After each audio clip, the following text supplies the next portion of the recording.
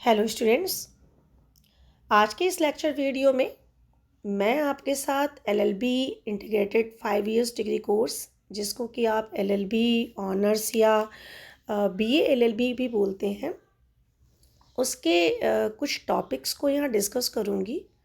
साथ ही आपको कैसे आप प्रिपेयर करें, किस तरह से आपके जो एग्ज़ाम करीब आने वाले हैं, लखनऊ यूनिवर्सिटी के अभी फर्स्ट सेमेस्टर लॉ के एग्ज़ाम्स होने वाले हैं, तो उसको देखते हुए भी ये वीडियो मैंने अपने स्टूडेंट्स के लिए बनाया है, जिससे उनको हेल्प मिल सके कि किस तरह वो अपना प्रिपेयर करें टॉपिक, जिससे कि उनके नंबर्स अच्छे आ सकें। ओके, साथ ही मैं इसमें डिस्कस करूँगी कि अभी आपका पेपर पैटर्न क्या है, मीन्स कि कैसे पेपर्स आते हैं, और पहली बार चूँकि आप पेपर देने जा रहे हैं यूनिवर्सिटी के सेमेस्टर के अपने पेपर्स, तो क्या आपको ख़ास तरीका रखना चाहिए, किस तरह से आपको अपनी प्लानिंग बनानी चाहिए, ये सभी चीज़ें हम यहाँ डिस्कस करेंगे। तो हम शुरू करते हैं अपने वीडियो को। कैसे, सबसे पहले मैं ये बता दूं कि आपके जो लॉ के कोर्स हैं लखनऊ यूनिवर्सिटी के, उसमें टोटल बेटा फर्स्ट सेमेस्टर या हम कहें कि फर्स्ट ईयर के लिए आपके 6 पेपर हैं। ठीक है, फर्स्ट जो आपका है पेपर वो है पॉलिटिकल साइंस फर्स्ट, सेकंड आपने पढ़ाई है, अभी फिर से मैं इसको डिस्कस कर दे रही हूँ यहाँ पे। सेकंड है हमारा इकोनॉमिक्स, थर्ड है हिस्ट्री, एंड फोर्थ पेपर आपका है इंग्लिश। इंग्लिश के बाद आपका फिफ्थ पेपर आ जाएगा सोशियोलॉजी, और उसके बाद है आपका लॉ ऑफ कॉन्ट्रैक्ट। ठीक, तो इसमें आप देख रहे हैं कि एक आपका जो पेपर है वो बेस यानी कोर जो कोर्स है आपका उससे रिलेटेड है, लॉ ऑफ कॉन्ट्रैक्ट। इसके अलावा 5 जो है आपके ह्यूमैनिटीज़ के सब्जेक्ट हैं, और ये सब्जेक्ट इसलिए आपको पढ़ाए जाते हैं सो दैट आप अपने लॉ के कोर्स से रिलेटेड, जैसे सोसाइटी में किस तरह से चीज़ें होती हैं, हमारा एडमिनिस्ट्रेटिव सेटअप क्या है, हमारा इकोनॉमिकल ग्राउंड या फिर फाइनेंशियल जो चीज़ें चल रही सेटअप ये कैसा है। इसके साथ ही इंग्लिश के जो पेपर होते हैं इसमें ये बताया जाता है कि किस तरह से आप लीगल टर्म या फिर जो उसमें एक कोर्ट के जो टर्म्स यूज़ होते हैं वो किस तरह से हैं, ये आपको पता चले। अब मैं आती हूँ हिस्ट्री, जो हमारा थर्ड पेपर है, इसके बारे में। तो देखिए, ये बहुत ही इम्पॉर्टेंट आपका पेपर होता है, क्योंकि आप इसमें सारी चीज़ें जो भी ह्यूमैनिटीज़ के सब्जेक्ट हैं, इन सभी का जो ग्राउंड है, जो कोर है या जो ओरिजिन हम बोले, तो ये हिस्ट्री मानी जाती है। क्योंकि देखिए, इससे रिलेटेड एक क्वेश्चन भी आता है कि is history mother of every subject. तो हम समझ सकते हैं कि सारी चीज़ें जो है ओरिजिनेट होती हैं हिस्ट्री से। ओके, और अब मैं यहाँ पर डिस्कस करूँगी कि किस तरह से आपके पेपर पैटर्न है, अभी सिलेबस किस तरह से, और कैसे आपको आगे बढ़ना है। वन बाय वन मैं एक एक चीज़ आपसे डिस्कस करूँगी। So let me explain here. First of all कि दिस पेपर और your every paper has been divided into 4 units. ठीक है, यानी कि आपका जो सारा जो पेपर है, सभी चाहे वो कोई भी सब्जेक्ट हो, वो सभी 4 यूनिट में डिवाइडेड है। और ये जो डिवीजन है इसमें हमें सिर्फ ये देखना है कि कौन कौन से क्वेश्चन है जिनको सबसे ज़्यादा पूछा गया है, किस किस तरह से इसका इम्पोर्टेंस है। तो यूनिट 1 का अगर हम देखें, हिस्ट्री जो पहला हमारा टॉपिक है हिस्ट्री में, कि हिस्ट्री मीनिंग एंड डेफिनेशन। तो ये इसलिए होता है क्योंकि कोई भी बच्चा, चाहे वो कॉमर्स स्ट्रीम से है, चाहे वो साइंस स्ट्रीम से है या आर्ट के बैकग्राउंड से है, बट अगर उसने हिस्ट्री नहीं भी पढ़ी है तो पहले उसको समझा दिया जाता है कि हिस्ट्री का मीनिंग एंड डेफिनेशन क्या है। और ये सिर्फ हिस्ट्री के लिए नहीं है, बल्कि अदर सब्जेक्ट में भी आप देखेंगे तो इंट्रोडक्टरी पोर्शन से ही शुरू हुआ है। ठीक है, बट अगर हम एग्जामिनेशन के हिसाब से देखें कि एग्ज़ाम्स में कैसे क्वेश्चन आते हैं, तो ये टॉपिक 2 से 3 साल में एक बार पूछा गया है। प्रीवियस ईयर में 2 साल में गैप इसका हुआ है, 1 साल के बाद पूछा गया, मीन्स कि एवरी ईयर वाला मामला नहीं है, बट हाँ, इसको आप पढ़ जरूर लीजिएगा। इसके बाद जो आपका सेकंड टॉपिक है सोर्सेज ऑफ हिस्ट्री, मीन्स कि हिस्ट्री के क्या क्या सोर्सेज रहे हैं, किस तरह से हम हिस्ट्री को पढ़ सकते हैं, कौन से ऐसे बेस हैं जिसके हिसाब से, मतलब जिसको हम हमारे लिए एविडेंस या जो हमारे लिए एक बेसिक स्ट्रक्चर तैयार करते हैं पढ़ने के लिए, जिसके थ्रू हम अपने पास्ट को जान पाते हैं, तो वो है हमारा लिटरेरी एंड आर्कियोलॉजिकल सोर्सेज। और देखिए, जिस तरह से ये हिस्ट्री के लिए इम्पॉर्टेंट है ना सोर्सेज, वैसे ही आपके टॉपिक आपके पेपर के लिए भी इम्पॉर्टेंट है। मीन्स ये जो टॉपिक आप देख रहे हैं ना, sources of history, literary and archaeological sources, this is the important topic in your first unit. क्योंकि देखिए अगर आप प्रीवियस ईयर के क्वेश्चन उठाकर देखेंगे क्वेश्चन पेपर, तो इसमें आप बार बार ये देखेंगे कि लिटरेरी एंड आर्कियोलॉजिकल सोर्सेज पूछे गए हैं। और क्वेश्चन कैसे पूछे जाते हैं कि discuss the utility of literary sources in rewriting history, या discuss the archaeological sources, utility of archaeological sources in rewriting of history. तो ये अगर आप क्वेश्चन देखें तो चाहे क्रिटिकली एनालाइज करने को बोले या फिर यूटिलिटी की बात बोले, ये एवरी ईयर आया ही आया है, तो इस पर फोकस थोड़ा आपका रहना चाहिए। थर्ड टॉपिक जो आपका है मेथोडोलॉजी। देखिए स्टडी में मेथोडोलॉजी जब हम पढ़ते हैं तो मेथोडोलॉजी में एक आपने पढ़ा होगा डेटिंग मेथड। डेटिंग मेथड्स में भी आपके दो मेथड होते हैं, एक है रिलेटिव और दूसरा है एब्सोल्यूट, जिसमें कि एब्सोल्यूट डेटिंग मेथड जो है ये आपका इम्पॉर्टेंट है। एब्सोल्यूट डेटिंग मेथड में आपने पढ़ा होगा C14 यानी कार्बन डेटिंग, KR डेटिंग, ठीक है। और उसके बाद आपने पढ़ा होगा थर्मोल्यूमिनेसेंस पढ़ा होगा आपने, उसमें डेंड्रोक्रोनोलॉजी पढ़ा होगा उसमें आपने, ठीक है। तो आपको कौन सा इंपॉर्टेंट इसमें है, सबसे ज़्यादा है KR और C14 यानी कार्बन डेटिंग है दोनों, जिसमें एक है कार्बन डेटिंग जो C14 के नाम से जाना जाता है, एक है ऑर्गन डेटिंग जो कि पोटेशियम ऑर्गन डेटिंग जो KR के नाम से जाना जाता है। और ये दोनों ही डेटिंग 1 ईयर के गैप में, यानी कभी ये KR डेटिंग आया है, कभी C14 आया। तो C14 और KR, पिछली बार KR डेटिंग आपका पूछा है 2022 में KR डेटिंग पूछा गया है, तो C14 पे मैं कहूँगी कि थोड़ा फोकस आप देख लें KR डेटिंग। और दूसरा इसमें है न्यूमिस्मेटिक्स। न्यूमिस्मेटिक्स भी बहुत इंपॉर्टेंट टॉपिक है और इससे रिलेटेड भी क्वेश्चन पूछे गए हैं, ठीक है। नेक्स्ट आपका टॉपिक आता है relationship between history and law. देखिए ये टॉपिक जो है ना, ये सीधे सीधे आपके लॉ के कोर्स से रिलेट करता है। ये तो हो गया आपका पेपर हिस्ट्री और कोर्स है आपका लॉ, और इन्हीं दोनों के बीच रिलेशनशिप पूछ रहा है। तो ये थोड़ा सा क्वेश्चन ये लोग घुमा देते हैं हमेशा कि आप क्या सोचते हैं हिस्ट्री जो है मदर है। मैंने अभी बताया आपको ना कि history is mother, do you think that history is the mother of all subject, and discuss the relationship between history and law. ऐसे ही आप देखेंगे तो एवरी ईयर शायद ही कोई ऐसा ईयर मैंने देखा जिसमें कि ये क्वेश्चन नहीं पूछा गया हो, लेकिन इधर के सारे अगर क्वेश्चन पेपर आप उठा लेंगे बेटा तो उसमें ये क्वेश्चन पूछा ही गया है। इसका मतलब है कि आपको ये जो है टॉपिक, इसको बिल्कुल मोस्ट इम्पॉर्टेंट करके सर्कल कर लीजिए, सो दैट आप इस पर पूरा फोकस अपना दे सकें, अच्छे से तैयार कर लें, जिसमें आपको हिस्ट्री एंड लॉ दोनों के बारे में बताते हुए दोनों के रिलेशन क्या हैं, इनमें सिमिलरिटीज़ क्या हैं, इसके इम्पॉर्टेंस क्या है, इसमें कोई अगर डिफरेंस है तो वो क्या है, वो सारी चीज़ें आपको 1 बाय 1 क्लियर करना पड़ेगा। अब लास्ट टॉपिक आपका देखते हैं जिसमें कि scientist, mathematician, astronomic and physician in ancient India में। तो देखिए इसमें 2 सेगमेंट है। एक सेगमेंट में फर्स्ट में आर्यभट्ट, ब्रह्मगुप्ता, भास्कर एंड वारामिहिर बताया गया है, और दूसरे में चरक एंड सुश्रुत। तो मैं आपसे सिर्फ ये बोलूँगी कि देखिए आने को वारामिहिर और आर्यभट्ट इन दोनों के बारे में भी पूछा गया है, किसी साल ब्रह्मगुप्ता के बारे में भी पूछा गया है।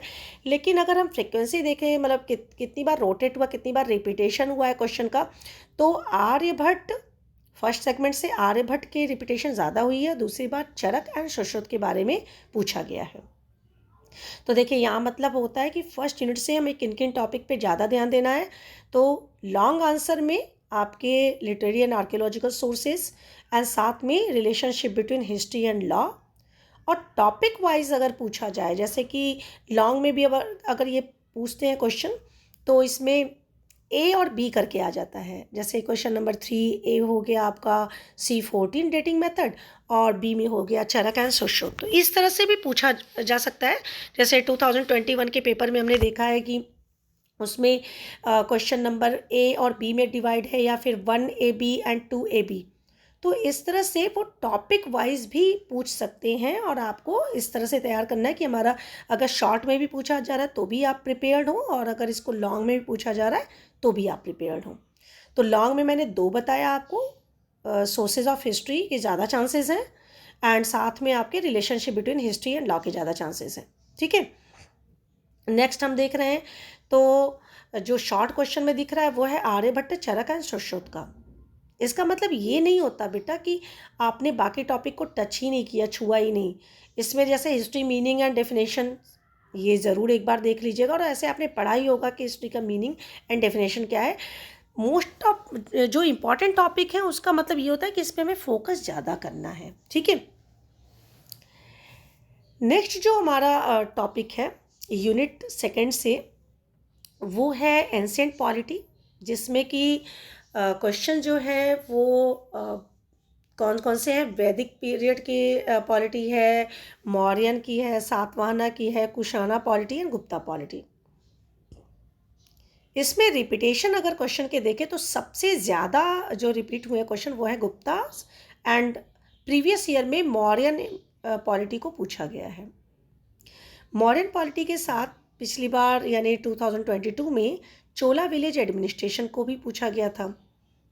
तो इसका मतलब है कि 3 जो है वो दिख रहे हैं क्वेश्चन हमें यहाँ पे, Gupta polity, Mauryan and Chola village administration, ठीक है, जो कि हमारे लॉन्ग क्वेश्चन में आते हैं। इसके अलावा एक एक बार करके सातवाहना, कुशाना और वैदिक में सभा या विदत के बारे में पहले पूछा जाता था, ठीक है। पहले के टॉपिक में विदत या सभा भी आ चुके हैं। एक बार सातवाहना और एक बार कुशाना के बारे में भी हमने पेपर में देखा है कि पूछा गया है। दूसरा टॉपिक जो हमारा है चोला विलेज एडमिनिस्ट्रेशन एंड वर्किंग और महासभा, ठीक है, वर्किंग ऑफ महासभा। तो ये टॉपिक तो बहुत ही इम्पॉर्टेंट है, देखिए पढ़ने के भी लिहाज से, और अगर हमारे टॉपिक्स के जो कि हिस्ट्री में इम्पॉर्टेंट टॉपिक के हिसाब से ये टॉपिक आपका बहुत ही इम्पॉर्टेंट है। उसके साथ ही दूसरा इसी में है एडमिनिस्ट्रेटिव अपार्टस इन दिल्ली सल्तनत। तो हाँ, कभी जैसे लॉन्ग क्वेश्चन में तो इसको नहीं, बट इसमें जो भी एडमिनिस्ट्रेटिव डिवीज़न या फिर आप कहिए कि एडमिनिस्ट्रेटिव ऑफिसर्स के बारे में एक टॉपिक वाइज मीन्स कि एक छोटा सा नोट लिखने को आ जाता है, जिसमें कोई भी ऑफिसर जो है उसके बारे में आपसे पूछा जा सकता है, ठीक है। अगला है इक्तदारी सिस्टम एंड मनसबदारी सिस्टम। तो इक्तादारी एंड मनसबदारी में आपके इक्तादारी और मनसबदारी एक एक करके मीन्स कि जैसे मनसबदारी पिछली बार पूछा गया, तो हो सकता है इस बार इक्तादारी पूछा जाए, या फिर मनसबदारी को रिपीट कर सकते हैं, बट आता ज़रूर है दोनों में से, ठीक है। अगला टॉपिक जो आपका है थ्योरी ऑफ किंगशिप।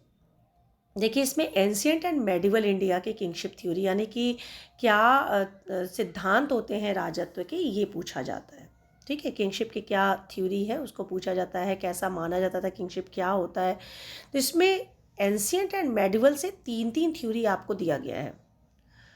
पूछे जाने की बात करें तो एग्ज़ाम में सबसे ज़्यादा पूछा गया है कौटिल्य एंड बलबन, क्योंकि इंपॉर्टेंट दोनों है। देखिए कौटिल्य का जो थ्योरी है किंगशिप का, इसमें साप्तांग थ्योरी है, ड्यूटी ऑफ किंग है, ठीक है, क्वालिटी ऑफ किंग है, तो ये सारे, और राइट्स ऑफ किंग है। दूसरा बलबन तो पूरे इंटायर सल्तनत पीरियड में बहुत ही इंपॉर्टेंट रहा है इसका किंगशिप थ्योरी, जिसमें इसका ब्लड एंड आयरन जो इसकी पॉलिसी रही उसके बारे में बात हुई है। तो दोनों को अगर हम देखें तो अपने टॉपिक के हिसाब से दोनों इम्पॉर्टेंट हैं, ठीक।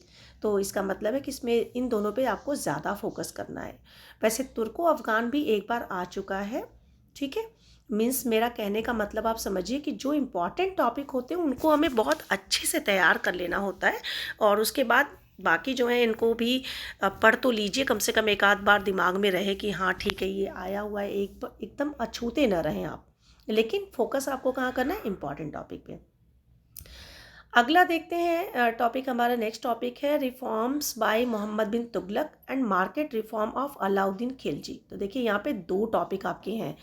एक है आपका रिफॉर्म बाय मोहम्मद बिन तुगलक, जिसमें कि एडमिनिस्ट्रेटिव रिफॉर्म्स मोहम्मद बिन तुगलक के जो भी हैं वो पूछा जा सकता है, ठीक है।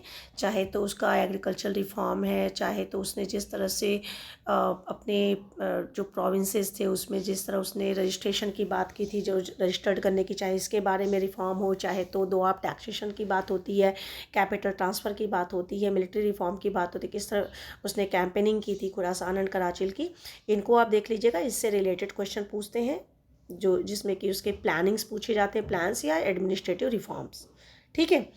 और इसका दूसरा जो पार्ट है market reform by Alauddin Khilji, तो इसमें मार्केट रिफॉर्म्स में या तो होल क्वेश्चन पूछ लेते हैं कि मार्केट रिफॉर्म का क्या इम्पैक्ट रहा, या अलाउद्दीन खिलजी ने किस तरह मार्केट प्राइस का कंट्रोल किया, या मार्केट रिफॉर्म पॉलिसी क्या थी।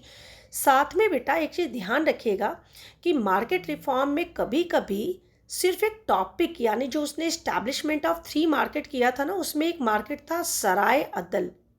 सराय अदल जिसको कि क्लॉथ मार्केट बोलते हैं, तो कभी कभी सराय अदल या गल्ला मंडी, ठीक है, इस तरह से 2 पॉइंट वो दे देंगे। और इसका मतलब है आपको सराय अदल को डिस्कस करना है कि व्हाट इज सराय अदल।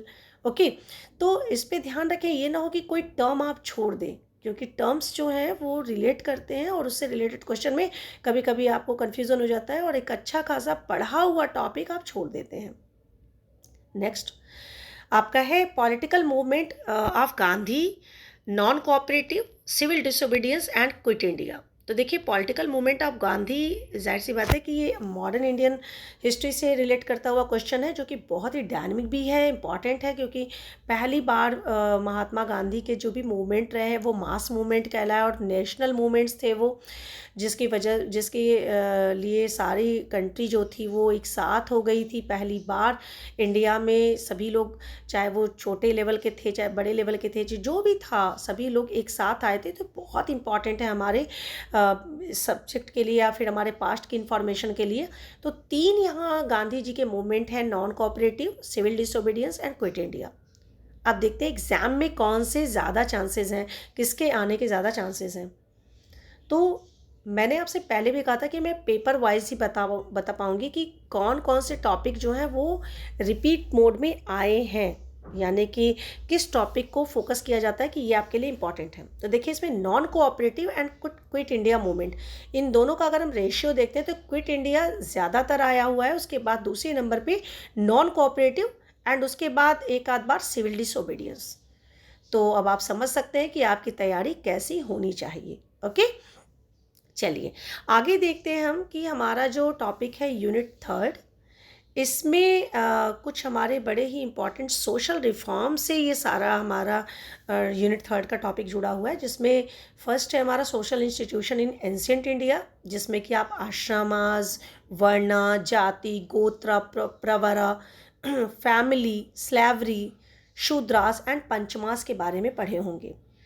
देखिए ये टॉपिक कभी भी कंप्लीट फॉर्म में, यानी जैसा आपका टॉपिक दिख रहा है ना, वैसे कभी भी नहीं पूछा है। इसमें आश्रम पूछ सकते हैं, या उन्होंने एक टर्म दे दिया स्लेवरी, या फैमिली, या वर्णा। तो आपको उस टर्म को समझना होगा कि वो सोशल इंस्टीट्यूशंस जो थे वो कौन से थे। तो एक टर्म आ सकता है जो कि आपके शॉर्ट टाइप की, मीन्स कि एक क्वेश्चन को डिवाइड कर दिया गया 2 भाग में, या एक क्वेश्चन को डिवाइड किया गया 4 भाग में, जैसे मैंने अभी आपसे बताया था ना, क्वेश्चन नंबर 3 में A12 B12 करके दे सकता है। तो उसमें ही एक टॉपिक वाइज ये पूछ सकते हैं। ज़्यादा क्या पूछा गया है, तो ज़्यादा इसमें है आपके स्लेवरी, आश्रमास, वर्णा, ये ज़्यादा पूछा गया है। नेक्स्ट अगर हम फॉलो जो हमारा कर रहा है टॉपिक, वो है position of women in ancient India, status of women, education, marriage, right of property, legal rights, divorce, prostitution and widows. ठीक है, तो एंशिएंट इंडिया में क्या स्टेटस था विमेन का, कैसा उनका एजुकेशन था, कैसी मैरिज थी, राइट ऑफ प्रॉपर्टी क्या था, लीगल राइट, ये टॉपिक जो है ये एज इट इज़ भी पूछ लेता है। ठीक है, तो इसका मतलब है कि ये पूरा प्रॉपर आपको तैयार करना, और ये इंपॉर्टेंट क्यों है, क्योंकि इसमें देखिए जो right of property, legal rights, ये जो टॉपिक हैं आपके, ये लॉ से रिलेट करता हुआ है। किस तरह से प्रोग्रेसिव जो रहा है पोजीशन विमेन का एंशिएंट टाइम में, कब वो राइज़ किया हुआ था, कब कंडीशन उनकी बहुत अच्छी थी, कब उनकी कंडीशन डिक्लाइन हुई है, क्यों हुई है, या फिर विमेन से रिलेटेड जो बात होती है तो क्या रही है स्थिति, इन सब चीज़ों को हम इस टॉपिक में पढ़ते हैं। तो ये देखिए टॉपिक, अगर मैं बात करूँ कि आने की, हाँ 2 साल से ये लगातार आ रहा है, तो इस पर भी ज़्यादा ध्यान दे दीजिएगा आप। ओके, वैसे भी ये आपके कोर्स के लिए इम्पॉर्टेंट है। 3 आपका जो टॉपिक है ये है reformation in medieval and modern time. अब देखिए रिफॉर्म की बात मैंने की थी कि इसमें सोशल रिफॉर्म, इनकी ज़्यादा आप टॉपिक रिलेटेड देखेंगे। तो मेडिवल में अगर हम देखें तो यहाँ पे नानक एंड कबीर, और अगर हम मॉडर्न में देखते हैं तो राजा राम मोहन रॉय एंड अलीगढ़ मूवमेंट, ये दो हमें दिख रहा है। अब इनको अगर हम देखते हैं तो राजा राम मोहन रॉय और अलीगढ़ मूवमेंट, ये दो ऐसे टॉपिक है ना बेटा जो एक साथ भी पूछे गए हैं, ठीक है, क्वेश्चन नंबर 3, क्वेश्चन नंबर 4 करके। इसका मतलब ये इंपॉर्टेंट है आपके साथ में। अगर हम एक छोटा सा एक नोट टाइप की अगर हम क्वेश्चन की बात करें तो कबीर के बारे में पूछा गया है। तो राजा राम मोहन रॉय, अलीगढ़ मूवमेंट एंड कबीर के बारे में सबसे ज़्यादा बार पूछा गया है। नेक्स्ट है बैकवर्ड कास्ट मूवमेंट, जिसमें BR अम्बेडकर, ज्योतिबा फूले एंड नैकर 3 के बारे में है। तो इनके बारे में भी यदा कदा मतलब इधर कभी सेल्डम और नेवर इसको यूज़ किया गया है, कभी इसके टर्म्स आए हैं, बट अगर हम इस पूरे होल टॉपिक की बात करें तो इसमें कबीर, राजा राम मोहन रॉय एंड अलीगढ़ मूवमेंट, इनसे ही रिलेट करके ज़्यादा क्वेश्चन पूछे गए हैं। नेक्स्ट आपका टॉपिक है reformation of Mohammad bin Tughlaq and market reform of Alauddin Khilji. यह एक बात आप ध्यान दे रहे होंगे कि ये टॉपिक आपके दोनों यूनिट में है, ठीक है। और जब मैं डिस्कस कर रही थी मुझसे थोड़ी सी ये गलती हो गई कि ये टॉपिक मैंने यूनिट 2 में डिस्कस कर लिया, जबकि ये यूनिट 2 में आएगा नहीं, ये यूनिट 3 में आता है। लेकिन चूंकि अब unit 3 and unit wise question divide नहीं होते हैं, तो सीधे सीधे 10 क्वेश्चन देता है, इसीलिए आप इसको चाहे 2 में पढ़िए चाहे 3 में, बट अगर आप डिवाइडेड करेंगे यूनिट को तो ये यूनिट 3 की तरफ से आता है क्वेश्चन, ठीक है। तो मैंने पहले भी डिस्कस किया हुआ है, आपको समझ में आ गया होगा कि मोहम्मद बिन तुगलक के एडमिनिस्ट्रेटिव रिफॉर्म्स और मार्केट रिफॉर्म अलाउद्दीन खिलजी के बहुत इंपॉर्टेंट है। बट मार्केट रिफॉर्म में आपको ये ध्यान देना है कि कभी कभी प्राइस लिस्ट पूछ देते हैं, या कभी वो शहनाई मंडी जो कि एक ऑफिसर अपॉइंटेड था उस समय, उसके बारे में पूछ देते हैं, या फिर सराय अदल के बारे में पूछ देते हैं। तो ज़रूरी नहीं है कि ये पूरा होल टॉपिक आपसे पूछा जाए, हो सकता है आपसे कोई टर्म पूछ लिया जाए, ठीक है। तो बहुत ध्यान से उन क्वेश्चंस को पढ़ना है, और उनका आंसर राइटिंग भी अभी मैं बताऊंगी कि आप कितने अच्छे से करिए, सो दैट आपको नंबर्स जो हैं वो अच्छे आप मार्क्स को ऑब्टेन कर सकें। देखिए लास्ट हमारा इसमें जो टॉपिक है वो है drain of wealth and stages of colonialism. इसमें जो पहला है ड्रेन ऑफ वेल्थ, ये डायनेमिक भी है क्वेश्चन, क्योंकि हमारे मॉडर्न इंडिया में कैसे हमारी जो वेल्थ होती थी, कैसे यहाँ से ब्रिटेन की तरफ गई है और क्या उसका डेटा रहा है, ये बहुत इंपॉर्टेंट क्वेश्चन है बेटा, और रिपीट करके ये आया भी है, कई बार पूछा गया है। तो ड्रेन ऑफ वेल्थ को भी आप ज़रूर देख लीजिएगा, उसकी तैयारी आप कर लीजिएगा। लास्ट जो हमारा यूनिट है यूनिट 4, उसमें देखिए आपके 4 टॉपिक दिख रहे हैं। 4 टॉपिक कौन कौन से हैं? फर्स्ट है टाइप्स ऑफ कोड, जिसमें कुछ कोड्स के नेम है, और ये सभी कोड जो है ना एंशिएंट टाइम के हैं, चाहे वो प्रतिष्ठिता है, चाहे वो अप्रतिष्ठिता है, चाहे मुद्रिता है या शासिता है। ये 4 कोड अगर आप देख रहे हैं तो ये बृहस्पति ने दिया हुआ है 4 कोड का डिटेल। उसके बाद 2 और कोड दिख रहे हैं, पंचायत्स एंड गिल्ड्स, जो कि एंशिएंट इंडियन टर्म्स में है। गिल्ड यानी जो मर्चेंट्स होते थे उनके कोड हैं, जिनको श्रेणी या निगम या पुग इसके नाम से जाना गया है। लास्ट के जो कोट आपको दिख रहे हैं, कंटक शोधन एंड धर्मस्थिया, which is given by the Kautilya, okay, writer of Arthashastra. तो इसमें कंटक शोधन और धर्मस्थिया ये दोनों बहुत इंपॉर्टेंट हैं, ओके। 2019 में मुद्रिता कोड के बारे में एक तरह से लॉन्ग क्वेश्चन पूछा गया है बेटा 19 में, बट अगर उसके बाद हम देखें तो कंटक शोधना एंड धर्मस्थिया पे फोकस हुआ है, ठीक है। तो इसका मतलब है कंटक शोधन और धर्मस्थिया, which is very important topic also in your subject, उस पर थोड़ा फोकस आप कर लीजिएगा, देख लीजिएगा इसको कि किस किस तरह के कोर्ट है। एक सिविल कोर्ट का काम कर रहा है, कंटक शोधना जो है वो सिविल एंड क्रिमिनल दोनों के मध्य में है, दोनों के बारे में उसके बात होती है कि एक तरह से कंटक शोधन जो है उसको हम दोनों कोड कह सकते हैं, बट इसको हम क्रिमिनल कोर्ट भी बोलते हैं। अर्थशास्त्र में इसके बारे में दिया गया है, कौटिल्य ने इसके बारे में बताया है। तो इन दोनों कोड के बारे में आप पढ़ लीजिए, क्या प्रोसेस था इनका, किस तरह से कितने इसमें मजिस्ट्रेट बैठते थे, या फिर इसका क्या प्रोसीजर था, इसको आप देख लीजिएगा। नेक्स्ट टॉपिक जो हमारा judicial system in ancient India, ठीक है।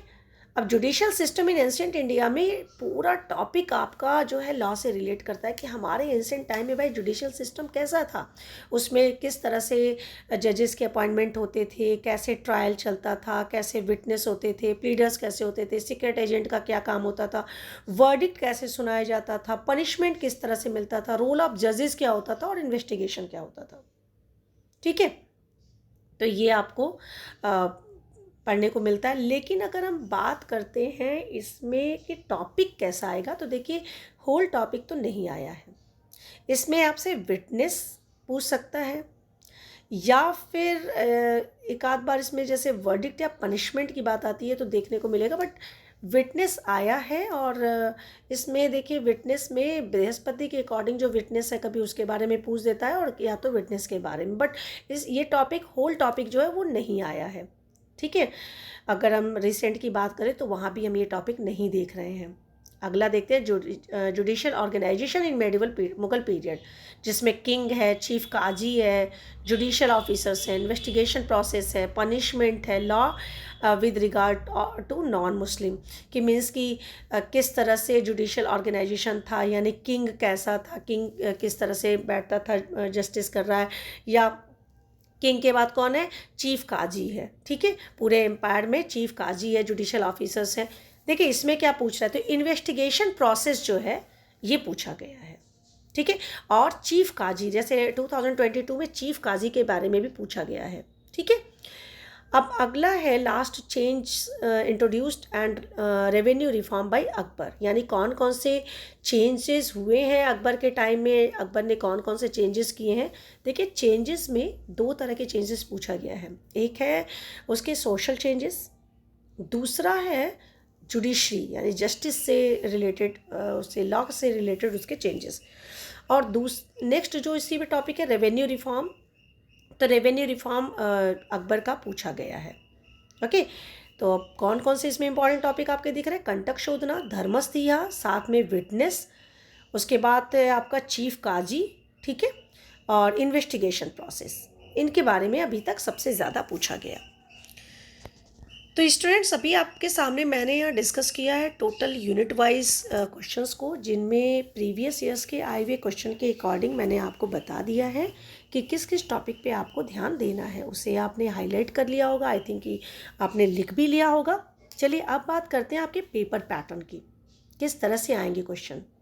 तो स्टूडेंट्स बिफोर 2020 जो भी पेपर पैटर्न रहा है लॉ का, वो था जैसे कि बाकी एलयू के टॉपिक आते हैं कि 10 आपके शॉर्ट क्वेश्चन उन्होंने दे दिए, और जो यूनिट हैं आपके 4 यूनिट से, तो एवरी यूनिट से आपको ईच यूनिट से 2 क्वेश्चंस आपको दिए जाते थे, जिसमें आपको एक क्वेश्चन जो है वो अटैम्प्ट करना पड़ता था।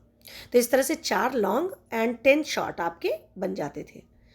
बट 2021 से अगर हमने देखा तो उसमें जो पैटर्न है वो बना हुआ है, 5 क्वेश्चन करने होते हैं टोटल 10 क्वेश्चंस में से आपको, और ये जो 10 क्वेश्चन होते हैं ये यूनिट से, सारे यूनिट से लिए हुए होते हैं, बट ये एक साथ आपको देखने को मिलेगा। मीन्स कि यूनिट वाइज ये डिवीजन नहीं रहता, ये डिवाइडेड नहीं रहते हैं क्वेश्चन, उसमें से any 5 question you have to opt in, और उसमें ट्राई करना पड़ता है। नेक्स्ट आता है कि बच्चे अक्सर पूछते हैं कि मैम इसमें कितना हम लिखें और किस तरह लिखें। तो देखिए बेटा, सबसे पहली बात कि अपनी hand writing speed, content and copy presentation, ये 4 ऐसी चीज़ें हैं जो कि किसी को भी एक अच्छे नंबर के लिए काफ़ी होते हैं। मतलब इसका क्या है, पहला देखिए कि आपकी कॉपी में कंटेंट यानी जो फैक्टफुल चीज़ें हैं, ठीक है, स्टोरी आपको नहीं लिखनी है, आपको इधर उधर की चीज़ें नहीं लिखनी है, फैक्ट टू द पॉइंट आपको बात करनी है। क्या पूछा गया है, क्वेश्चन को जिस तरह से पूछा जाए आप वैसे ही आंसर करें, ये नहीं कि क्वेश्चन कुछ पूछ रहा है आप आंसर कुछ दे रहे हैं। नेक्स्ट, इसमें एक कभी कभी होता क्या बेटा कि 2 क्वेश्चन एक साथ पूछ दिए जाते हैं। जैसे अभी मैंने आपसे बोला था कि यूनिट फर्स्ट में आपसे पूछा जा सकता है कि do you think that history is the mother of all subject and discuss the relationship between history and law. तो देखिए 2 टाइप के क्वेश्चन पूछे गए इसमें। पहला आपसे पूछ रहा है कि क्या आप सोच रहे हैं कि हिस्ट्री जो है मदर ऑफ ऑल सब्जेक्ट है, तो उसमें आपको ये डिस्कस करना होगा कि how the history is origin of every subject. You have to discuss about your that question particularly and then you have to answer that the relationship between history and law. अब आपने पता चला कि 2 question पूछे गए, आपने ढर्रे पे लिख दिया एक ही क्वेश्चन, तो देखिए नंबर तो आपके कटेंगे। ठीक। दूसरा जो आपका इम्पॉर्टेंट है ध्यान रखने लायक चीज़ वो है कि आप अपनी राइटिंग पे ध्यान दें। हैंड राइटिंग अच्छी होगी तो पढ़ते बनेगा, और जब आपके कंटेंट को कोई अच्छे से पढ़ेगा तो उस पर उसका इंटरेस्ट रहेगा, हाँ बच्चे ने अच्छे से लिखा है। थर्ड, आपकी कॉपी में आपकी स्पीड मायने रखती है।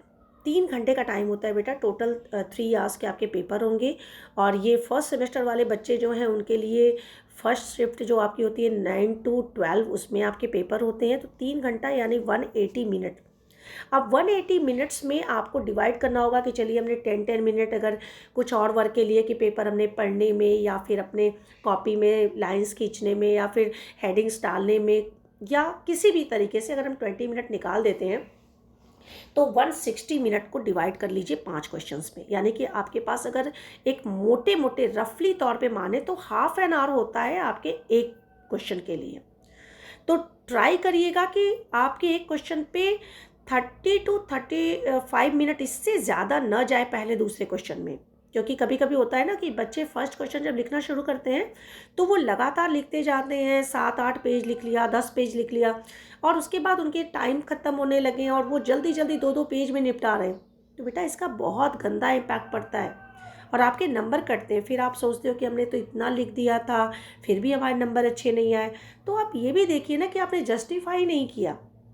ठीक है, नेक्स्ट आपको क्या देखना है, आपकी जो कॉपी है वो प्रेजेंटेशन अच्छी होनी चाहिए, मीन्स कि फॉन्ट अनइवन नहीं होने चाहिए।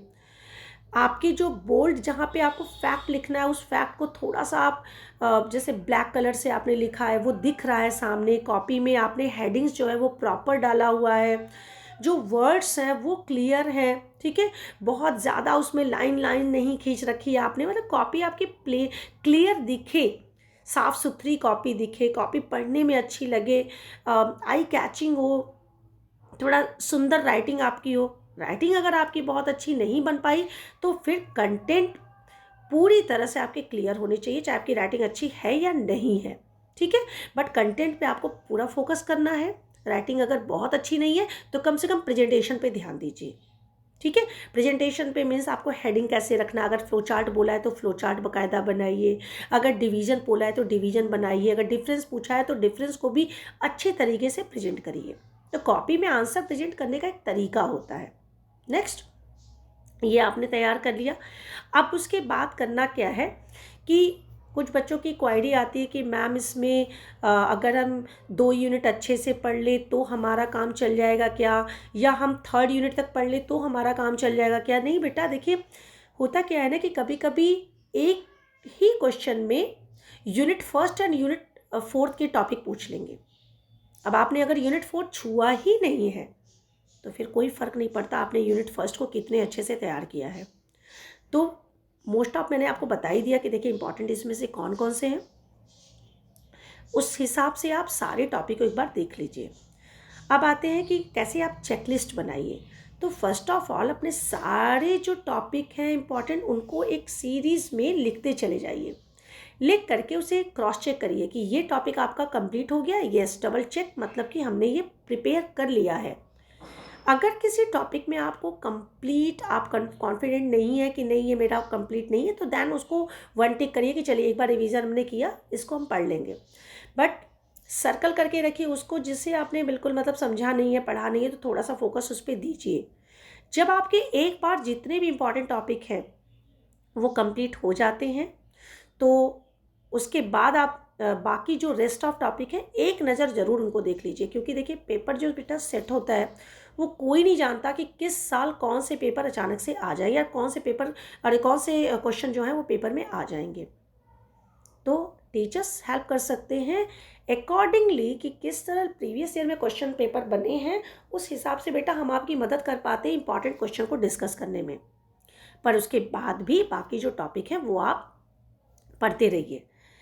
प्रीवियस जो हमारा वीडियो लेक्चर था उसमें मैंने आपको बताया था, प्रीवियस ईयर के क्वेश्चन को डिस्कस किया था कि कौन कौन से क्वेश्चन कब कब आए हैं। इस हिसाब से आपको काफ़ी हेल्प मिलेगी। अगर आपने वो वीडियो नहीं देखा है देन आप जाइए उस वीडियो को देखिए और समझिए कि कौन कौन से पेपर जो है वो कब कब आए हैं, इससे आपको हेल्प मिल जाएगी। अभी इस लेक्चर वीडियो के बाद मैंने आपके लिए एक एक करके क्वेश्चन बनाए हैं, जो कि आपके यूनिट वाइज जो इम्पॉर्टेंट क्वेश्चन है उसको मैंने वहाँ डिस्कस किया है, सो दैट आप देख सकें और वहाँ पर आपको थोड़ी सी हेल्प मिल जाए। यहाँ के लिए इतना ही। ओके।